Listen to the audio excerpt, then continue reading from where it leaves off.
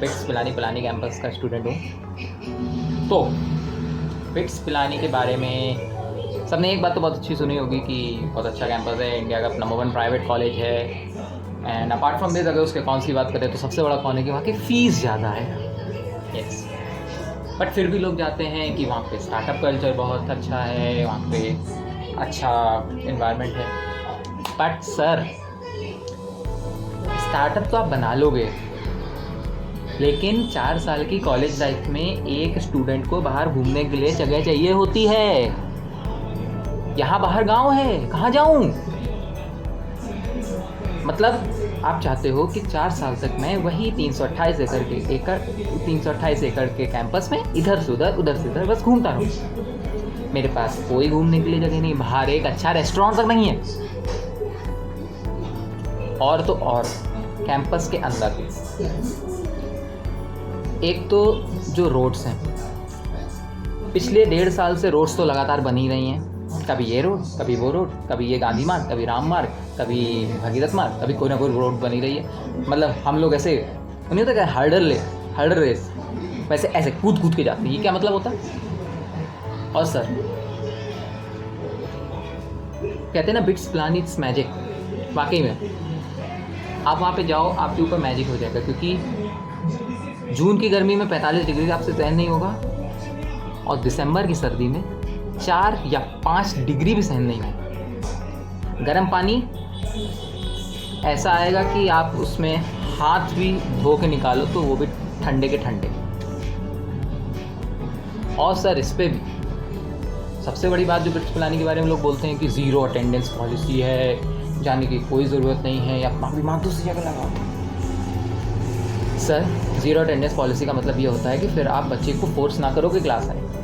उसका मतलब ये नहीं होता है कि आप उसको बिना बताए क्लास में टेस्ट ले लो और फिर कह दो कि तुम तो आए नहीं, हमने तो क्लास में टेस्ट ले लिया, अब तो तुम्हारे मार्क्स कटेंगे।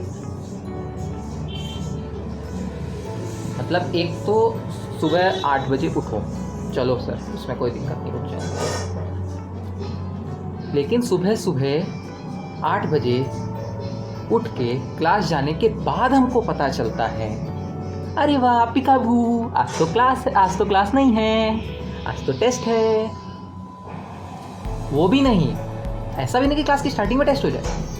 कभी कभी तो आधी क्लास होगी, बस मस्त सर पढ़ा रहे हैं, आधी क्लास हो जाएगी, उसका सर बोलेंगे okay now everyone close your notebooks, you guys are going to have a test. Test भी कितना? 5 नंबर का।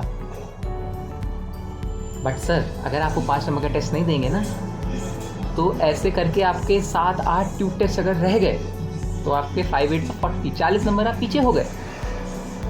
ऐसा भी नहीं कि कोई बफर हो, बफर कहते हैं, लेकिन क्या ही बोलें। इसके अलावा कैंपस में ईटरीज, चलो मेस का खाना फिर भी ठीक ठाक है, बट यार जो बाहर खाने का ईटरीज वगैरह हैं ठीक हैं, बट अगर कोई कहे यार मेरे को डोमिनोज का पिज़्ज़ा खाना है, तो यार डोमिनोज का पिज़्ज़ा तक नहीं मिलता।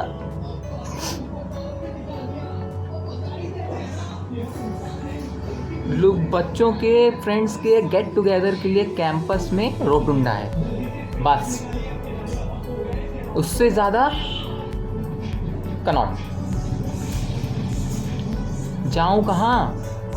ऊपर से वेदर कंडीशन, गर्मी इतनी, सर्दी इतनी, दिमाग खराब हो गया, हद है। अब बात करी जाए अगर ग्रेडिंग की, अरे हाँ, ग्रेडिंग तो सर स्टार्टिंग में बोला जाएगा ये टीचर बहुत अच्छा है, बहुत अच्छी ग्रेडिंग करता है, वेरी गुड। लेकिन जब आप उसका टेस्ट दो, पेपर दो, ऐसा तो लगता है जैसे नहीं होता कि पूरे पुल पे टीचर ऐसे आपको बार बार बोलेगा कि बेटा तुम मेरे साथ चलो, मेरी उंगली पकड़ के चलो, मैं तुमको पार करा दूंगा। आखिरी छोर पे आके टीचर बोलेगा मैं भाग के जा रहा हूँ, तुम जाओ, और आप जाके रस्सी काट देगा, लटक जाओ।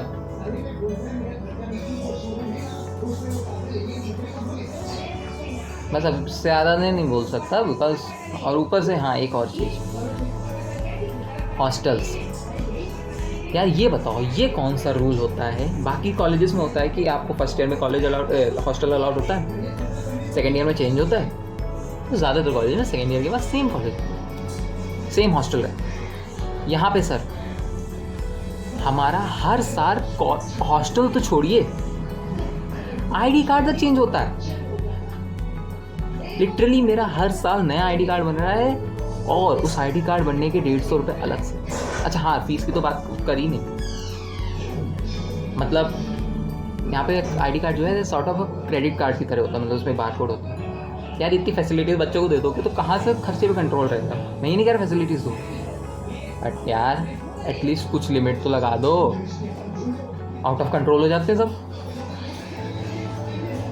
और फिर पता नहीं कहाँ कहाँ से सेमेस्टर के एंड पे कहाँ से चार्जेस लग के आते हैं। यू नो अभी जून और जुलाई मैं कैंपस में नहीं था, स्टिल कोई भी कैंपस में नहीं, स्टिल हमसे इलेक्ट्रिसिटी बिल लिया गया। क्यों भाई? मेरे घर के एसी चलाने का भी अब तुम मेरे से बिल लोगे?